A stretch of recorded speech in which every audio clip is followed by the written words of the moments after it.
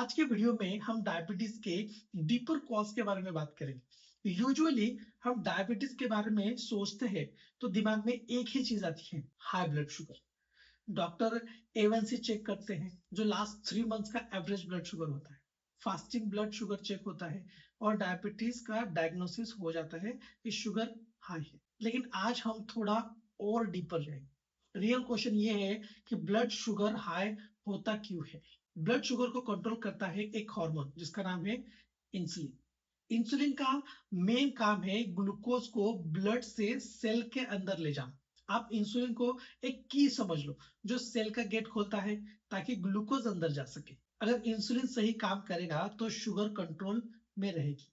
अब देखो, type 2 diabetes में प्रॉब्लम क्या होती है, इसको कहते हैं इंसुलिन रेजिस्टेंस। रेजिस्टेंस का सिंपल मतलब है बॉडी इंसुलिन को इग्नोर करने लगती है।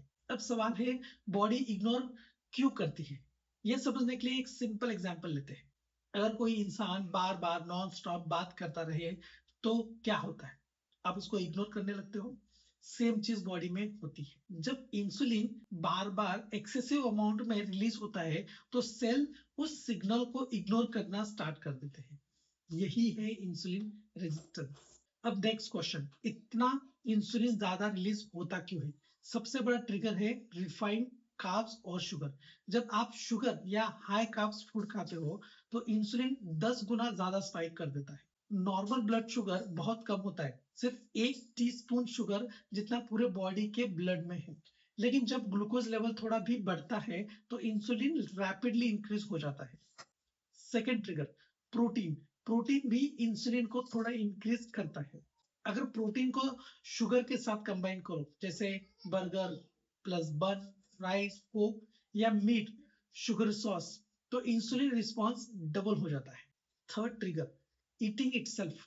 जब भी आप कुछ खाते हो डाइजेस्टिव हार्मोन्स एक्टिवेट होते हैं और इंसुलिन इंक्रीज होता है। Fourth trigger, stress. Stress hormone cortisol भी इंसुलिन को इनडायरेक्टली इंक्रीज करता है। सो लेट्स समराइज इंसुलिन को इंक्रीज करने वाले major factors. Sugar, refined carbs, protein mildly, protein plus sugar combination, frequent eating, stress. लेकिन इंटरेस्टिंग बात यह है कि सैचुरेटेड फैट्स इंसुलिन स्पाइक नहीं करते। इसीलिए जब लोग लो कार्ब या फिर ऑटोफेजी फॉलो करते हैं तो इंसुलिन लेवल्स कम होते हैं और इंसुलिन रेजिस्टेंस इंप्रूव होता है। जब इंसुलिन बार बार स्पाइक नहीं करेगा तो सेल फिर से रिस्पॉन्ड करना स्टार्ट कर देते हैं। इसका मतलब क्या है, डायबिटीज सिर्फ शुगर का प्रॉब्लम नहीं है, ये एक्चुअली एक्सेस इंसुलिन स्टिमुलेशन का प्रॉब्लम है। अगर हम इंसुलिन को काम कर दे तो बॉडी हील करना स्टार्ट कर सकती है। रियल फोकस सिर्फ ब्लड शुगर कम करना नहीं होना चाहिए, रियल फोकस होना चाहिए इंसुलिन बैलेंस रिस्टोर करने में। और जब इंसुलिन बैलेंस होता है तो मेटाबॉलिक हेल्थ इंप्रूव होती है। आई होप आपने कल के वीडियो के देखने के बाद मेटाबॉलिक हेल्थ असेसमेंट कंप्लीट किया है और आपको आपका स्कोर पता है जिस पे आप काम करोगे।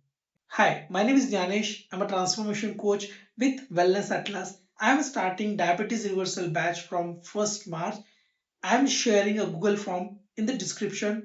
Share with someone who is struggling with diabetes.